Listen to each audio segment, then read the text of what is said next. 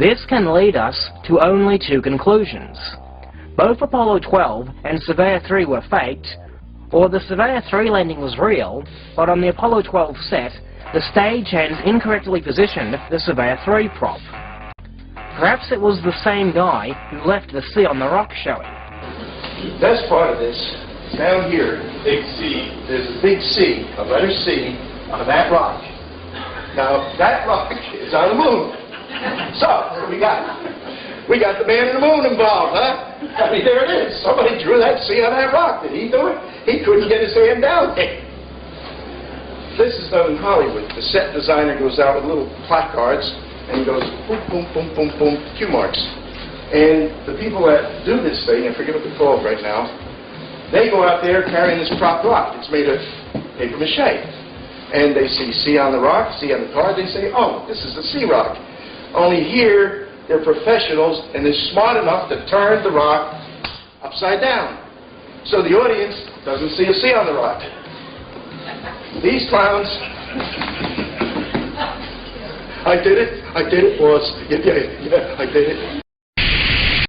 Ah, yes, your hero, Ralph René, the genius, paradigm-busting, status quo-crushing, scientist, self-made engineer, physicist bullshit.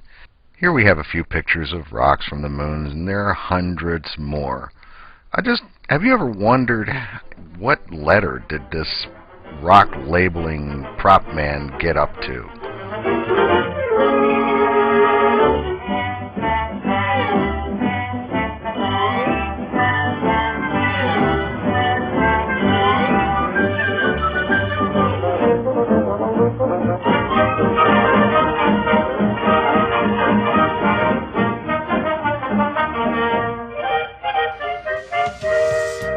One of Astrobrandt's hobbies is throwing pictures of multiple rocks at his opponents, as though it disproves anything. It could be argued that labeling the rocks would depend on whether it was shot on location in a desert or in a studio. But all that really needs to be said is that Astrobrandt has never taken the time to look at any of these rocks. YouTube user Archangel for Mike directed me to these photos. They were taken in the same location as the C rock. Notice anything in particular? If we zoom in on this rock in the top left, we find a big number 2 is written on it. The number 2 appears in all these photos. I guess they switched to numbers right after they ran out of letters.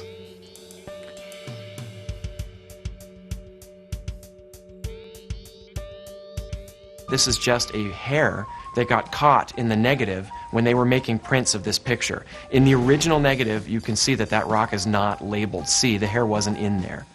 So this is just a ridiculous claim. NASA explains the photo was a misprint. The letter C is nothing more than a hair on the negative.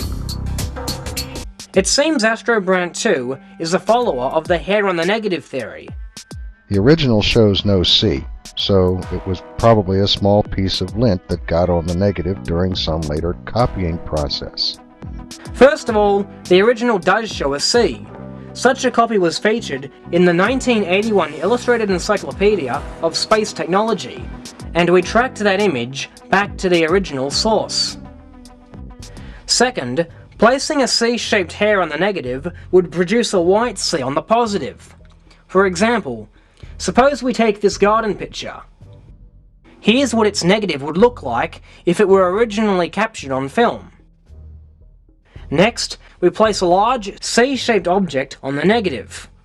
If this was used to create a positive, we'd get a result like this. Here, the C shows up white because the object prevented the positive from being exposed in that area. The only way to get a black C on the positive would be to have a transparent C on the negative. That way, the light would get through it and show up dark in the positive. But there's no way that a hair could make that happen. And if you don't believe me, here's an example from one of the early space shuttle missions. You can download it from the link on your screen. This photo was developed with real hairs and lint all over the negative. Notice how they come out white. that looks nothing like what is claimed by Phil Plait, Jay Windley, Astro Brandt, Robert Brainig. Actually, why am I even mentioning those names?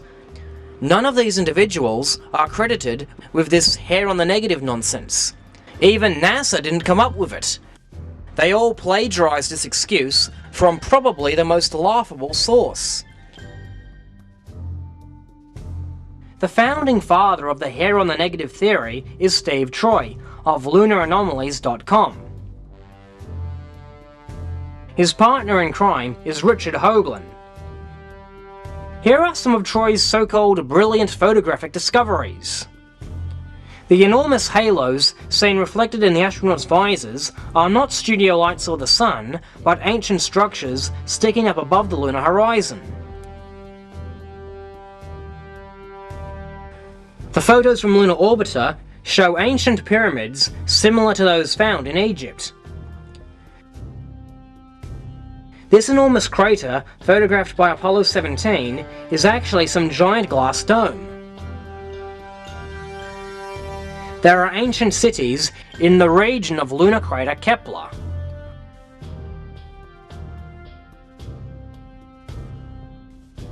I have never claimed any conspiracy theory publication to be a book or video without fault.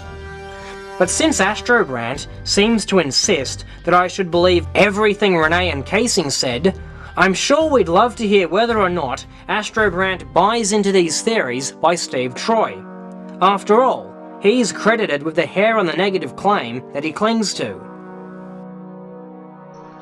Anyway, this must have been one very busy prop man. Didn't René ever figure that if this was staged, there would be absolutely no reason to label rocks? Continuity comes to mind as an ample reason to label rocks. Better to have a place for everything and everything in its place, rather than just create a random mess and hope no one notices continuity errors. This would require labeling rocks at various intervals, but certainly not every single rock as Astro Brandt suggests.